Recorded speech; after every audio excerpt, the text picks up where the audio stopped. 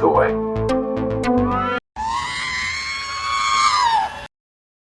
All right, so we're back. David's been bugging me for like ever since he started listening to podcasts. He goes, "You guys need to do vintage crap. Tired of listening to modern. I'm not a modern collector. I want vintage. So he stepped up to the plate a couple of weeks ago and messaged me and goes, "All right, we're going to do an early bird. Let's talk early bird. Bring me on." So David, welcome to the show. Let's talk some early bird, man. How did you get started? Who are you? Yeah. Talk to us. Who the hell are you?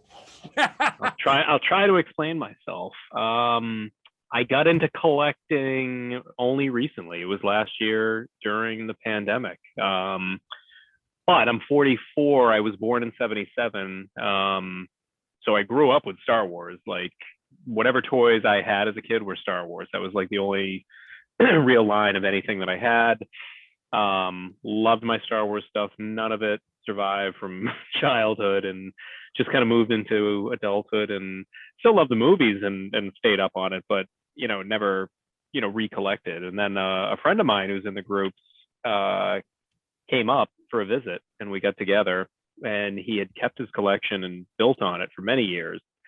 And we went to high school together, so he's my age, so he's amassed quite a nice collection over decades. And I went to go meet him where he stored it, and he's taking tubs and tubs of box ships and play sets and figures and the Falcon, and that was all I needed to get kind of the collecting juices flowing. So I got into the IC, some other groups, different people helping me along, and just kind of stumbled into the early bird rabbit hole. I think they kind of tickle two curiosities. One is just the Star Wars curiosity, and it's got kind of the OG cred of being the first real Star Wars toy of import that came out.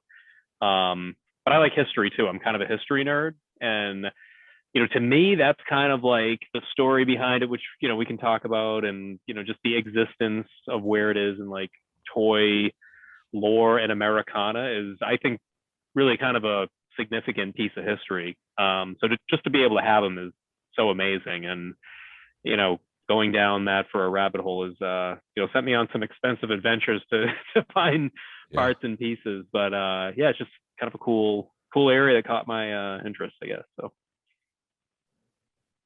awesome. How many do you have? Because I know you were showing us before we started recording. You had a few of them out in display. Several. I own several. So I got part of the rabbit hole I went in is that it's very, people grade early birds like anything, and there are very few 85 grades that exist out there. And when you can find them, they're hugely expensive, because you're talking about the oldest of the old Star Wars parts. And an oddity about trying to collect it is like the nature of finding them in good condition because of how it came out. Kids were dying to get their hands on this thing and rip it open and, play with these. So like, to me, it's amazing that any mocks remain unopened, because I certainly didn't leave them unopened as a kid, but like, I couldn't imagine a kid waiting months to get, these figures, and they finally arrive, and like, they would carefully open the box and leave the figures neatly in the baggie and not rip the paperwork. Like, I can't, it's just hard to believe any of it is around. So the scarcity is another factor that from a collecting standpoint also makes it a little bit of a challenge to kind of find these things. So if anyone is under a Star Wars rock, what is an early bird set? Good question. I know what one is, but just for the record. There's really, people commonly refer to it as one thing. It's really kind of two distinct things. Anybody who's watched like Plastic Galaxy or Toys That Made Us have probably heard the story. To give the Cliff Note version in case somebody is under a rock. Like, they just kind of did not have toys ready for Christmas when the movie came out, and to everybody's surprise, it was hugely successful. So the story goes that he came up with this idea of selling figures before they were available to kids. And Christmas morning, kids woke up to the early bird mailer certificate, which was this big, weird looking envelope with some kind of rough graphic picture and artwork on the front. And kids would open this thing up with a card that you fill out and a figure stand and the promise of some months from now, in the mail, you'll get the first Star Wars figures before anybody else. So that was kind of one distinct piece. You've got like that in its own package, and people kind of collect that as its own separate thing. And when you say he, you mean Bernie Loomis? Bernie Loomis, who was CEO of Kenner at the time when they got the Star Wars license. So that's kind of the story that I've heard from other people. Too, like at the convention, a couple of the Kenner guys kind of said that, yeah, that's the way it, that's kind of the gamble and the way it went down. Mm-hmm. So that's the mailer certificate, and then the actual early bird set is a plastic tray that had the figures and the little baggie for the pegs that would go in the figure stand that were in the other part that the kid actually got, Christmas morning. It was just a cheap kind of cardboard fold up. Then it came with a Luke, an R2, a Leia, and a Chewbacca in the tray. It's in a white box. And then there's usually 2 pieces of literature. There's a catalog and a little certificate mailer that comes with it. So in the display for like a graded kit, you'll see all kind of 4 distinct pieces with a tray and the box and then the paperwork on the side. Yeah, it's a weird gamble for a toy company to be like, here's your cardboard box. Let's hope that the kids are happy with this. And turns out that, they were ecstatic. They're just something to look forward to and wait for. Yeah, and they came out a little, I think, ahead of schedule. I think some kids were receiving them, or most kids were receiving them by February, which is kind of on the early end of what they predicted, or March or April. I can't remember exactly.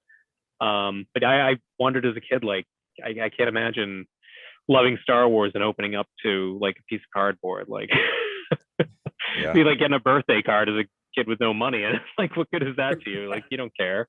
I mean, the only thing I have to compare it to is when Hasbro redid it, and I just remember bins of that in the middle of the aisle. They just had bins of these. Really? Yeah. So but that's nothing like this, obviously. But yeah, it sold. I guess from what I've heard, it sold very well. It was priced between like $7 and $10 at the time in Christmas 1977, and good and like an unopened one is thousands and thousands of dollars now. An open one with all the pieces, you're still talking $2,000-3,000 for a good one. Yeah. You're talking about the figures, not the stand, or sorry, that just the mailer certificate. So the big envelope that the kid would get Christmas morning to fill out the card and then get the actual figures later. Yeah, it's weird how you do have both distinct. You've got, like you said, the certificate, and then you've got all the figure pieces. I got lucky with mine. I had no clue what it was, and my wife found, all she saw was the cardboard stand with the figures, and it was at an estate auction down the street from us. And she's like, "Go look at it and go buy it, and you have $200. Go get it." So, and I was like, "It's got $200 worth of figures on it. I don't care." I knew nothing about the cardboard, and then once I got it and did research on it, I realized what it was, and it was just like, oh crap, to me the cardboard was worth $200. So I got real lucky with my figure stand, at least. Listen to the Smugglers Galaxy podcast every Tuesday wherever you download your podcast. This is the way.